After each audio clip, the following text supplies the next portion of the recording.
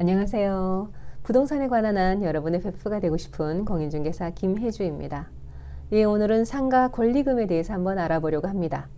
예, 상가 임대차 보호법에서는 임차인의 권리금 회수 기회를 보장하고 있고요. 만약 임대인이 그 임차인의 그런 권리금 회수 기회를 방해를 하면 손해배상 책임까지도 물리고 있습니다. 예, 그 내용에 대해서 한번 자세히 알아보겠습니다. 권리금이란 우리가 이제 흔히 듣고 흔히 알고 있는 것이죠. 영업시설, 비품, 거래처, 신용, 영업상의 노하우, 입지 등 이런 유형, 무형의 재산적 가치의 양도에 대한 금전 등의 대가를 권리금이라고 합니다. 이런 유형, 무형의 그런 재산적 가치를 양도하면서 그 대가로 돈을 받는 거죠. 권리금을 받는 거죠. 이 권리금을 분리해서 생각해 보자면 바닥 권리금, 시설 권리금, 영업 권리금 이렇게 되겠습니다. 이걸 이제 한꺼번에 합쳐서 권리금이라는 이름으로 서로 이제 주고받는 겁니다. 이런 권리금도 이제 계약서를 작성합니다. 권리금 계약을 합니다. 권리금을 교부하기로 하는 계약이 권리금 계약이 되겠고요. 권리시설 양수 양도 계약서라는 것을 작성합니다. 아니면 간단하게 권리금 계약서라고 쓰기도 하죠.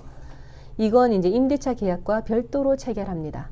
그러니까 권리금이 있는 상가 임차를 들어간다면 계약서를 2개 작성하게 되는 거예요.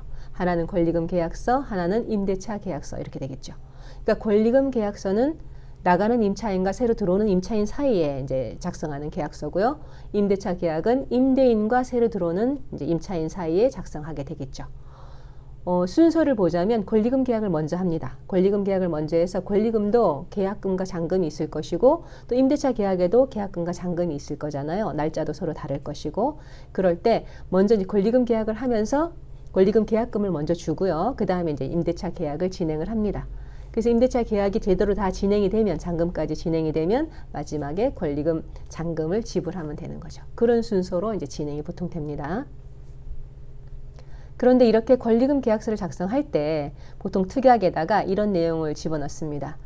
권리금 계약은 했는데 만약에 임대차 계약이 제대로 진행이 안 된다면 임차를 들어갈 수가 없으니까 권리금을 줄 수가 없잖아요. 그러니까 권리금 계약서에 이렇게 월세 인상 등의 이유로 임대차 계약 불성립 시에는 권리금 양수도 계약은 무효로 한다. 이런 류의 특약을 적습니다. 보통. 근데 여기서 이제 월세 인상 등의 이유 이것도 조금 두루뭉술한 표현일 수 있어요. 나중에 이제 더 막 그런 분란을 없애자면 좀 더 구체적으로 적는 것도 좋겠죠.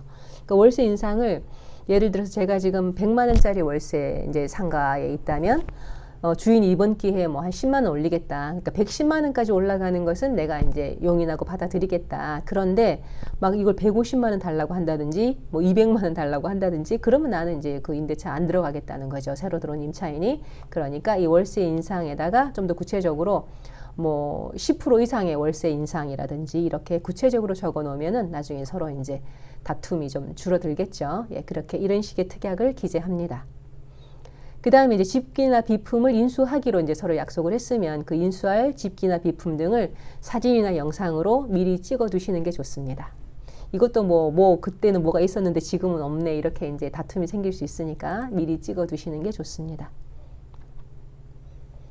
권리금 양수 양도 계약서는 이런 식으로 작성합니다. 보통의 계약서랑 똑같죠. 먼저 부동산에 표시를 하고 이제 계약 내용을 여기다 적는데 그러니까 권리금에 대한 계약금 만약에 예를 들어서 뭐 3천만 원짜리 권리금이라면 계약금을 300만 원 먼저 주고 나중에 잔금 2,700만 원을 이제 언제 주기로 한다. 이런 식으로 이제 이것도 일정을 적습니다. 적은 다음에 그런 다음에 지금 현재 임대차 계약 내용을 적어줘요. 뭐 소유자는 누구이고 현재 뭐 보증금 얼마에 월차임 얼마에 있다. 이렇게 이제 그 내용을 여기다 적어주고요. 그런 다음에 특약사항 아까 그런 것들 적은 다음에 양도인 누구, 양수인 누구 해서 이제 서로 서명하고 날인하면 이제 계약서가 완성되는 겁니다. 이 상가임대차 보호법에서는 이런 권리금 회수 기회를 엄격하게 보호하고 있어요. 어떻게 이제 회수하게 되냐 하면 임대차 기간이 끝나기 6개월에서 임대차 종료 시까지. 그러니까 이제 다른 계약갱신 요구권 같은 것은 6개월에서 1개월 전까지는 이제 해야 되는 거거든요. 갱신 요구를. 그런데 권리금 회수 기회는 6개월에서 임대차 종료 시까지 보장을 해줍니다. 마지막까지 보장을 해주려고 임대차 종료 시까지 이제 권리금 회수할 수 있도록 해주고요. 자신이 주선한 신규 임차인이 되려는 자로부터 새로 들어온 임차인으로부터 권리금을 지급받으면서 이제 권리금을 회수하게 되겠죠. 그런데 이제 임대인의 그 비협조, 임대인의 그런 회수 방해가 있어서 만약에 이제 계약이 안 된다면 이런 경우는 임대인에게 책임을 물려야 되거든요. 그래서 이런 식의 회수 방해는 금지한다라고 상인법에 딱 규정이 되어 있습니다. 한번 보겠습니다. 1번, 임차인이 주선한 신규 임차인이 되려는 자에게 권리금을 요구하거나 수수하는 행위.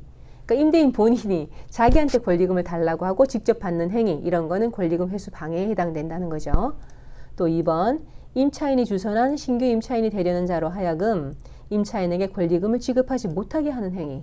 서로 이제 권리금 계약을 하려고 하는데 권리금 너무 세지 않냐, 그럼 나갈 때 그만큼 못 받아 나간다, 그러니까 그만큼 주지 마라, 뭐 이런 식으로 이 권리금을 지급하지 못하도록 하는 행위를 또 권리금 회수 방해로 보는 거죠.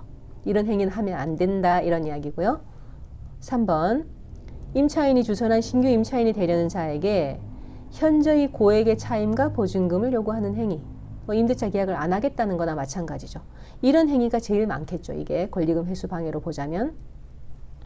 그러니까 예를 들어서 주변 시세도 있을 것이고, 또 지금 현재 내가 주고 있는 지금 현재 전임차인이 주고 있는 그런 이제 월세가 있는데, 걷다가 뭐 너무 150%, 200% 그렇게 막 현저히 고액의 차임을 요구한다면 그거는 이제 임대차 계약을 안 하겠다는 거나 마찬가지니까 이런 행위도 금지합니다. 그 다음에 4번, 그 밖에 정당한 사유 없이 임차인이 주선한 신규 임차인이 되려는 자와 임대차 계약의 체결을 거절하는 행위. 이때 이 정당한 사유도 이제 상위법에 보면 4가지 이제 적혀 있긴 해요. 그러니까 그 정당한 사유 외에 나머지 이유로 임대차 계약의 체결을 거절하는 것은 권리금 회수 방해로 보겠다, 이런 이야기입니다. 이런 행위는 금지됩니다. 그래서 이렇게 임대차 계약 체결은 임대인은 강제로 임대차 계약을 해야 되는 그런 의무가 있어요. 그런 정당한 사유가 없는 한, 아까 말씀드린 그 4가지 정당한 사유가 없는 한 임대인은 임차인이 주선한 신규 임차인이 되려는 자와 임대차 계약의 체결을 거절할 수 없다라고 상인법에 이렇게 못 박혀 있습니다. 권리금 회수 방해 여부를 판단할 때 원칙적으로 임차인이 신규 임차인이 되려는 자를 주선하였어야 합니다. 그러니까 신규 임차인이 되려는 자, 권리금을 주려는 자가 이미 있었어야겠죠. 있었어야 임대인이 권리금 회수 기회를 방해했다든지 어떤지 그걸 판단을 할 수가 있는 거니까 그 전에 원칙적으로 이미 임차인이 주선한 신규 임차인이 있었어야 한다, 이런 이야기고요.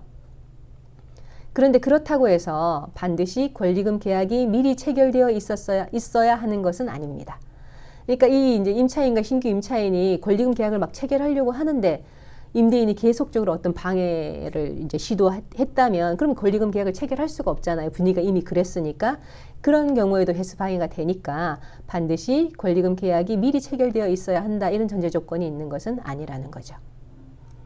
그 다음, 이런 권리금 회수 기회는 임차인으로서의 의무를 현저히 위반한 경우에는 보장되지 않습니다.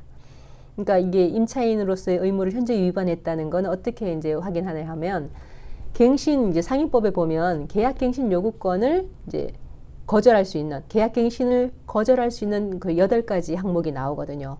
뭐 임차인이 3기의 차임액에 연체가 있다, 연체한 사실이 있다든지, 아니면 뭐 임대인 동의 없는 그런 전대차를 했다든지, 이렇게 8가지 사항에 해당이 되면 임차인의 계약갱신 요구를 거절할 수가 있어요, 임대인이.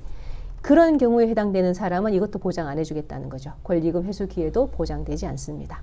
그러니까 임차인으로서의 의무는 다 하고 자기 기회를, 자기 이제 그런 권리금 회수 기회나 자기의 그 계약갱신 요구나 이런 권리를 찾아야 되겠죠. 기본적으로.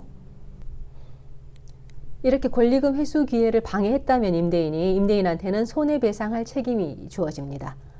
그때의 손해배상액은 신규 임차인이 지급하기로 한 권리금과 임대차 종료 당시의 권리금 중에 낮은 금액입니다. 그런데 이런 손해배상 청구는 임대차 종료 후 3년 이내에 행사해야 됩니다. 3년이 지나버리면 그 시효가 소멸합니다. 예, 오늘 이렇게 권리금에 대해서 한번 알아봤는데요. 그러니까 임차인의 권리금 회수 기회 보장은 상인법에 규정이 되어 있다는 것, 그리고 임대인이 만약에 권리금 회수 기회를 방해를 하면 손해배상을 해야 된다는 것, 이렇게 한번 정리를 해봤습니다. 오늘 내용이 내 소중한 권리금을 지키는데 도움이 되셨으면 좋겠고요. 도움이 되신다면 구독과 좋아요 부탁드립니다. 저는 다음에 또 다른 좋은 영상으로 찾아뵙겠고요. 지금까지 부동산에 관한 한 여러분의 좋은 친구가 되고 싶은 공인중개사 김혜주였습니다. 감사합니다.